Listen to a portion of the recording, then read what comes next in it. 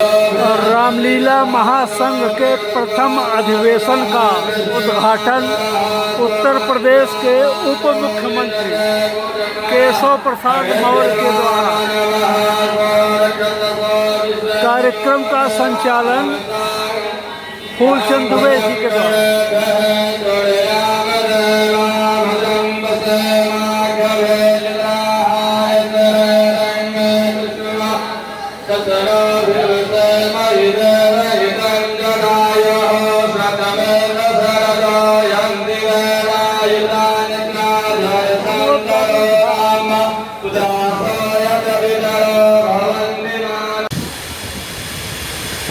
परम पूज्य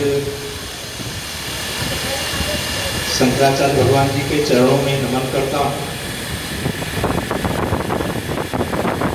जिनके सानिध्य में श्री राम जन्मभूमि आंदोलन से लेकर के जो अनेक सार्वजनिक जीवन के दायित्व हैं उनको निर्वाह कर रहा हूँ। और पूज्य महाराज जी का आशीर्वचन लिए से प्राप्त करने से पहले मैंने फूलचंद जी को आग्रह इसलिए किया था कि लखनऊ जाना है एक बैठक, इसलिए मैं पूज्य महाराज जी से क्षमा भी चाहता हूँ कि मैं पहले बोलने के लिए खड़ा हो गया। हमारे पूज्य हरिचैतन्य ब्रह्मचारी जी महाराज, आपको भी चरण वंदन करता हूँ। पूज्य घनश्याम नाथचार्य जी महाराज, सादर प्रणाम करता हूँ। पूज्य श्री धराचार्य जी महाराज, आपको भी बहुत बहुत प्रणाम करता हूँ। इस आश्रम में हम बैठे हैं, ऐसे पूज्य हमारे श्री धराचार्य महाराज को भी बहुत बारंबार प्रणाम करता हूँ।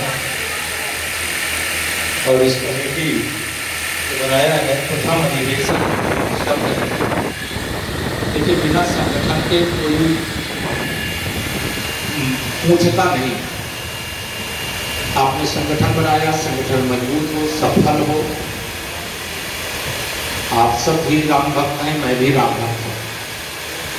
शायद जो आप कह रहे हैं उससे ज्यादा मैं करना चाहता हूँ, लेकिन जितना कह सकता हूँ इसकी एक मर्यादा है।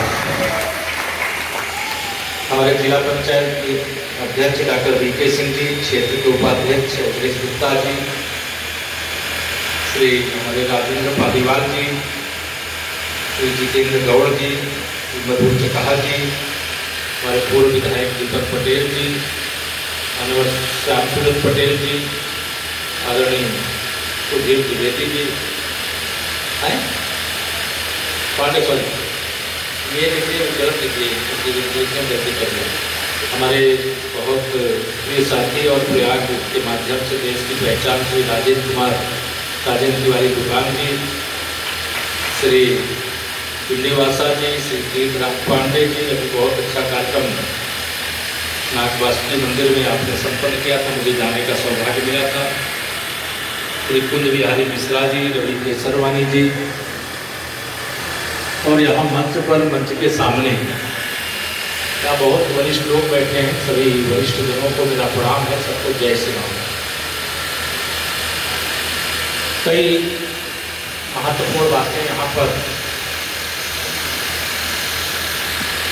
फूलचंद जी ने रखा है, वो मैं मानता हूँ कि कमेटी की ओर से और मंच की ओर से कुछ चर्चा हुई होगी। चर्चा के क्रम में अब इसे रखा गया है। पहले तो यहाँ मैं आपको कह दे रहा हूँ कि श्री रामलीला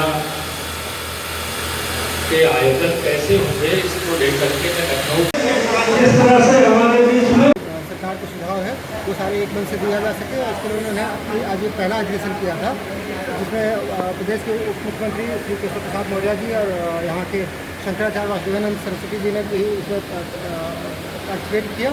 आइए कुछ चंद इसमें हम पूछते हैं कि इसका क्या प्रयोजन है और इसका क्या ऑब्जेक्टिव है। जी आपका स्वागत।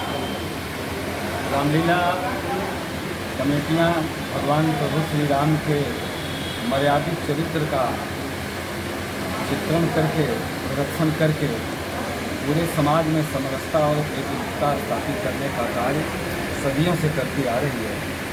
गोस्वामी तुलसीदास जी ने जब रामचरित मानस की रचना किया, तब उन्होंने रामलीला मंचन की एक परंपरा गांव-गांव शुरू कराई। और उस समय समाज में बहुत कटुता व्याप्त हो गई थी। धर्म जाति में लोग विभाजित होकर संघर्ष रत हो गए थे, उसको रामचरितमानस और रामलीला के मंचन के माध्यम से उन्होंने बहुत सीमा तक समाप्त करने में सफलता प्राप्त कर ली। हमारे दिमाग में बात इसलिए आई कि मैं देख रहा हूँ कि रामलीला कमेटियाँ धीरे धीरे अनाभाव के कारण, गांव में आपसी भाईचारा खत्म होने के कारण, गांव में जो रामलीला का मंचन करते थे सब बेरोजगारी के कारण दूर दूर शहरों में जाके नौकरियां करने लगे। तो रामलीला मंचन करने के की कमी के अभाव में लोगों के यहाँ रामलीलाएँ बंद हो गई। ऐसी स्थिति में कैसे समन्वय बने और एक आपकी रामलीला कमेटी एक दूसरे के साथ बैठ के एक दूसरे के कैसे सहयोगी बने, इसका चिंतन मुझे हुआ। संघे शक्ति कलियुगो जो ये सूक्ति है कि हमेशा संघ जो होता है एक भूमिका जो होती है कि समूह में जो लोग रहते हैं उनकी शक्ति रहती है। तो रामलीला कमेटियाँ अलग अलग हैं, ग्रामीण अंचलों में हैं, उनकी आवाज़ शासन प्रशासन को नहीं पहुँचती है। इसलिए उन कमेटियों की आवाज़ को शासन प्रशासन तक पहुँचाने का मेरा परम लक्ष्य था। मैं इस महासंघ के माध्यम से उनकी जो विसंगतियाँ हैं, जो मेरे दिक्कत है, जो तकलीफ है, कष्ट है, उसको दूर करने का सार्थक प्रयास करूँगा। साथ ही साथ जो रामलीला कमेटियाँ किसी कारण से विवादित हैं अथवा रामलीला मंच, रामलीला मैदान, रामलीला करने के लिए जहाँ जगह नहीं है, उनको शासन स्तर पर प्रयास करके निश्चित रूप से स्थान उपलब्ध करेंगे।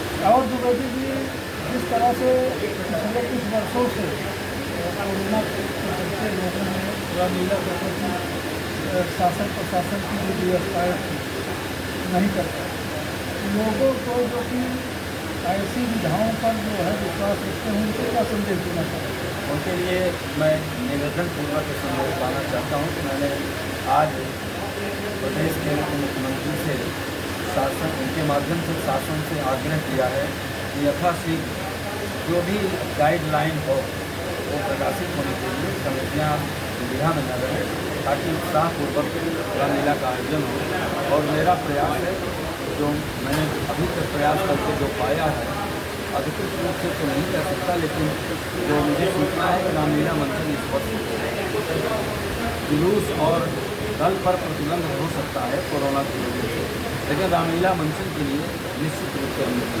तो हमारे बीच में श्री फूलचंद दुबे जो कि बीपीसी के अध्यक्ष रहे हैं, मजदूर यूनियन के लीडर रहे हैं, कई वर्षों तक मजदूरों का नेतृत्व किए हैं और आज इन्होंने एक प्रयागराज जैसा तीर्थराज प्रयाग माना जाता है और इस क्षेत्र में इन्होंने प्रथम रामलीला महासंघ का एक विराट सम्मेलन आयोजित किए, जिसमें न केवल उत्तर प्रदेश के मंत्री बल्कि जगतगुरु शंकराचार्य, तमाम संत महंत और ग्रामीण क्षेत्र की सैकड़ों रामलीला कमेटियों के लोग इनके समर्थन में उतरे और जिस तरह से कार्यक्रम आयोजित हुआ, यह निश्चय ही भारतीय संस्कृति और जो हमारी प्राचीन पौराणिक परंपरा है उसको जीवंत करने में सहायक होगी।